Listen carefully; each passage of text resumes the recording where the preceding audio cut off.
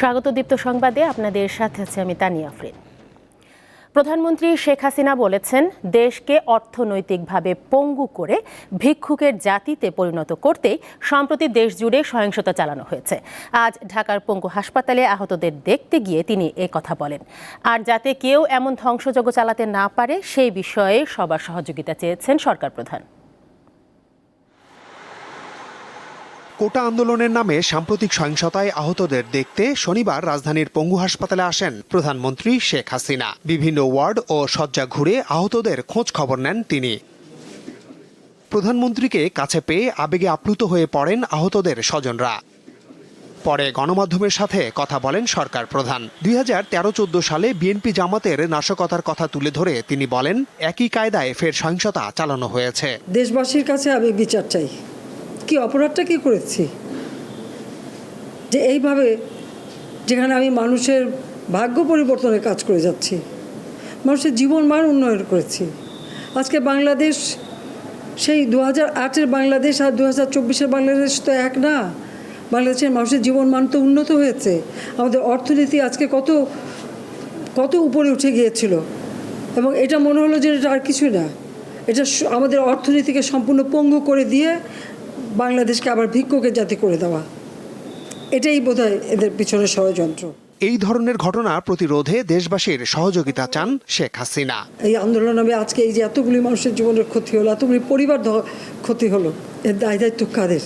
আমি দেশবাসীর কাছে সেই আহ্বান জানাবো যে এই ধরনের ধ্বংসযজ্ঞের জন্য এই দেশকে নিয়ে আর কেউ চালাতে না পারে। আমি সকলের সাহায্য চাই, আর আমি চাই না এইভাবে মায়ের কোল খালি হোক আর এভাবে মানুষ অসহায় হয়ে পড়ুক।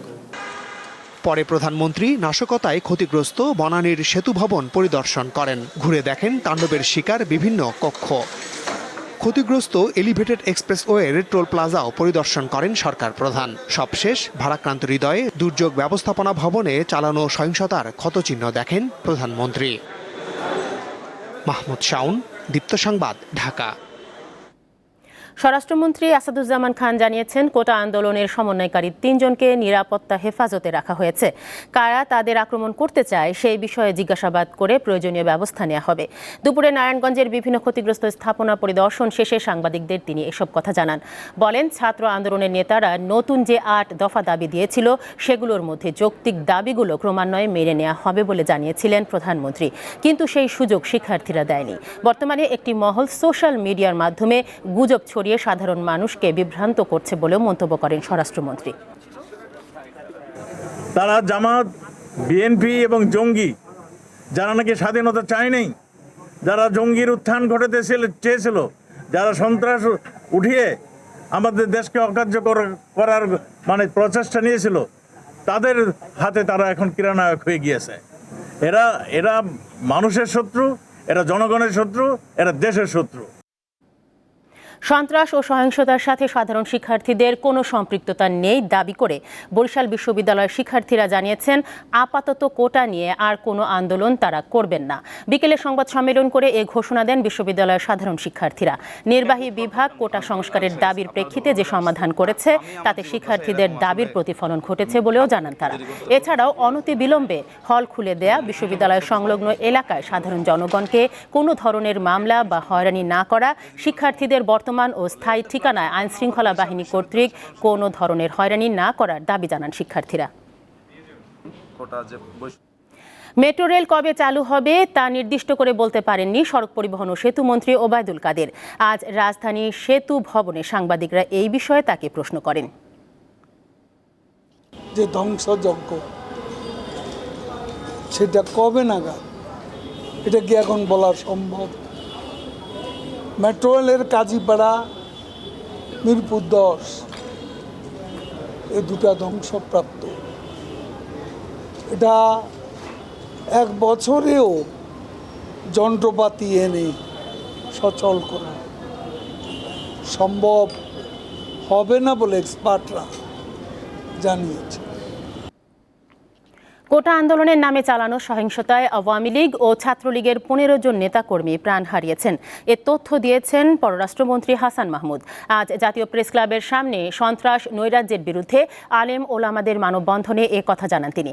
আওয়ামী লীগের যুগ্ম সাধারণ সম্পাদক হাসান মাহমুদ বলেন, শিক্ষার্থীদের আন্দোলনে বিএনপি জামায়াতের সন্ত্রাসীরা প্রবেশ করে মধ্যযুগীয় বর্বরতা চালিয়েছে। তিনি শিক্ষার্থীদের ধৈর্য ধরার আহ্বান জানান। আন্তর্জাতিক প্রসঙ্গ। যুক্তরাষ্ট্রের প্রেসিডেন্ট নির্বাচনে আনুষ্ঠানিকভাবে প্রার্থিতা ঘোষণা করলেন দেশটির ভাইস প্রেসিডেন্ট কামালা হ্যারিস। স্থানীয় সময় শুক্রবার ফর্মে সই করার মধ্য দিয়ে প্রেসিডেন্ট নির্বাচনে আনুষ্ঠানিকভাবে প্রার্থিতা ঘোষণা করেছেন কামালা। আগামী নভেম্বরে অনুষ্ঠেয় এই নির্বাচনে জয়ের ব্যাপারে আত্মবিশ্বাসী তিনি।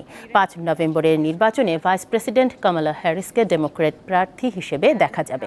বর্তমান প্রেসিডেন্ট জো বাইডেন নির্বাচনের লড়াই থেকে সরে দাঁড়ানোর ঘোষণা দেওয়ার পর গত শুক্রবার কামালা হ্যারিসকে প্রকাশ্যে সমর্থন দেন সাবেক প্রেসিডেন্ট বারাক ওবামা। খেলার খবর। প্যারিস অলিম্পিকে 10 মিটার এয়ার রাইফেলসের মিশ্র দলগত ইভেন্টে প্রথম সোনা জিতে নিয়েছে চীন। সাতুহু শুটিং সেন্টার রেঞ্জে শনিবার 10 মিটার এয়ার রাইফেল মিশ্র দলগত ইভেন্টের ফাইনালে মুখোমুখি হয় দক্ষিণ কোরিয়া ও চীন। 16-12 পয়েন্ট ব্যবধানে জিতে বাজিমাত করে চীনের লিহাও শেং ও টিং উ হুয়াং জুটি। আর রূপা জিতে পদকের খাতা খুলল দক্ষিণ কোরিয়া। অবশ্য এই ইভেন্টেই আসরে প্রথম পদক জিতে নেয় কাজাখস্তান। এক পেশে লড়াইয়ে জার্মানিকে হারিয়ে ব্রোঞ্জ জয় করে তারা। 1996 সালের পর অলিম্পিক্সে এই প্রথম শুটিং থেকে পদক পেল কাজাখস্তান। শুটিংয়ের পর মেয়েদের সিনক্রোনাইজড স্প্রিং বোর্ড ইভেন্ট থেকেও সোনা জিতে নিয়েছে চীন।